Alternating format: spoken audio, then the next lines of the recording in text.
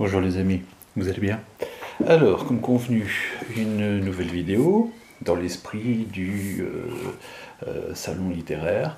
Cette fois-ci, je suis tout seul. Je vais vous parler d'un recueil de nouvelles écrit par Martin Cadot qui s'intitule Le feu aux poudres. C'est un livre qui est pas très épais, mais qui présente une galerie de portraits, de polaroïdes sur notre société, avec différents personnages,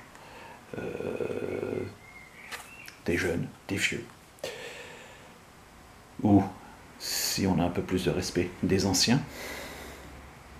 Et tous ces personnages ont un point commun, ils habitent tous dans le même immeuble.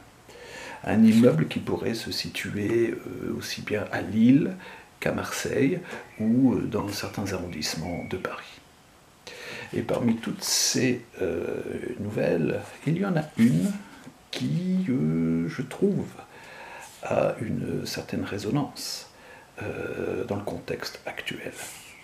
Cette nouvelle s'intitule Tahar.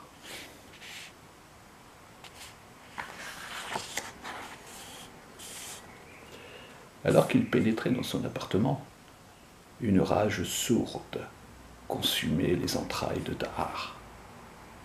Les larmes aux yeux, il jeta sa sacoche par terre et longea le couloir.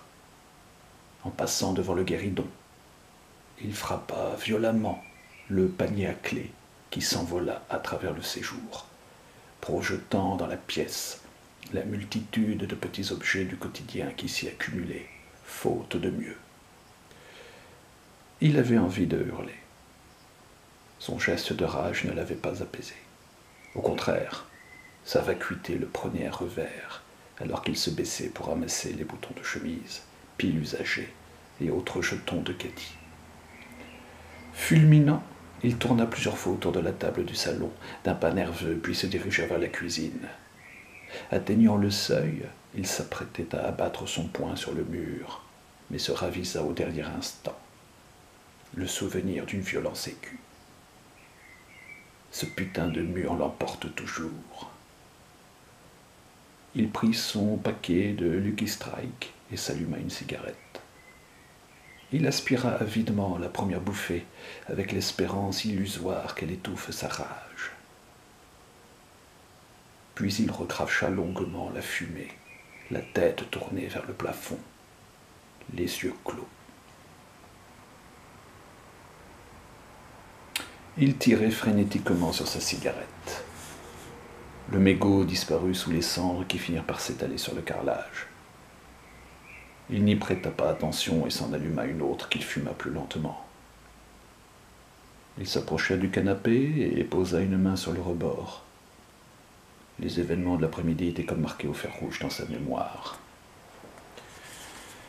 Une bande de petits fachos, de jeunes skinheads, en quête d'une identité, l'avait agressé aujourd'hui.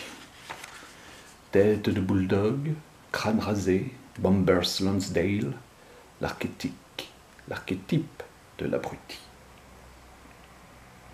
Tahar travaillait comme vigile dans un supermarché du centre-ville. En fin d'après-midi, alors qu'il effectuait sa ronde dans les allées, il s'en était pris à lui. Et là où il aurait espéré une confrontation physique, où sa ceinture noire de taekwondo lui aurait permis de mettre une raclée mémorable à ses merdeux, il eut à subir une humiliation bien plus perfide, faite d'insultes et de crachats. Devant les clients qui s'étaient amassés en une foule curieuse de morbidité, espérant et craignant à la fois une effusion de sang, Tahar avait dû garder son sang-froid et serrer les poings jusqu'à ce que ses jointures deviennent aussi blanches que les crânes rasés des australopithèques auxquels il faisait face. Il les avait toisés du regard et sommés de quitter les lieux. Que pouvait-il faire d'autre? Impossible de les rosser sans passer pour un sauvage sans self-control et ainsi corroborer leurs insultes répugnantes. Et il n'était pas question de perdre son job. Il avait déjà eu affaire à de nombreuses reprises au racisme latent de son patron et ne voulait pas lui fournir une occasion de le licencier. Avec le recul, Tahar ne fut même pas surpris qu'aucun client ne soit intervenu. Par couardise, sûrement à une époque où les femmes peuvent être violées impunément dans une rame de RER, sous les yeux d'autres passagers. Ou par désintérêt dans ces sociétés nord-occidentales où le racisme se banalise via les réseaux sociaux et l'échec du modèle éducatif. Tahar reprit une cigarette. Sur le paquet, l'illustration d'une tumeur proéminente à la gorge le fit sourire. Le cancer ne lui faisait pas peur. L'enfer pour lui était sur terre.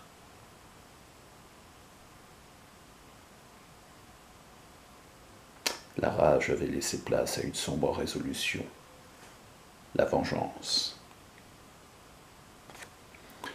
Donc voilà un extrait de ce début de nouvelle. Je ne vais pas tout vous lire parce que ça serait un petit peu la spoiler. Une nouvelle particulièrement forte, mais chaque texte a une certaine force. Alors c'est plus ou moins doux, c'est plus ou moins feutré, suivant le profil du personnage que l'on va découvrir. Mais bon, je trouve qu'il y a une certaine élégance, il y a une certaine manière de dire ou de décrire des choses graves sans tomber dans le pathos, sans que cela d'une certaine manière dégénère dans le conventionnel ou la prise de position gratuite. Et c'est ça qui fait la force de cet ouvrage. Un ouvrage qui est disponible aux éditions Saint-Martin, donc qui est très facile de se procurer, soit en s'adressant directement chez l'éditeur, soit en allant sur différents sites, genre fnac.com. Que dire de plus? C'est peut-être pas un texte très récent. Il est quand même pas si vieux que ça, il est de 2018, mais je vous répondrai que il y a des écrits, il y a des livres comme ça qui n'ont pas de date de péremption, et je vous dirais que les bons livres n'ont pas de date de péremption. C'est d'ailleurs à ça qu'on les reconnaît. Donc, à mon avis, Martin Cadot, Le feu aux poudres, c'est un excellent choix pour se délasser, pour avoir le sentiment d'une lecture qui laisse une trace, laisse une marque, dans tous les sens du terme. Le feu aux poudres, Martin Cadot, édition Saint-Martin. À très bientôt pour de nouveaux conseils de lecture.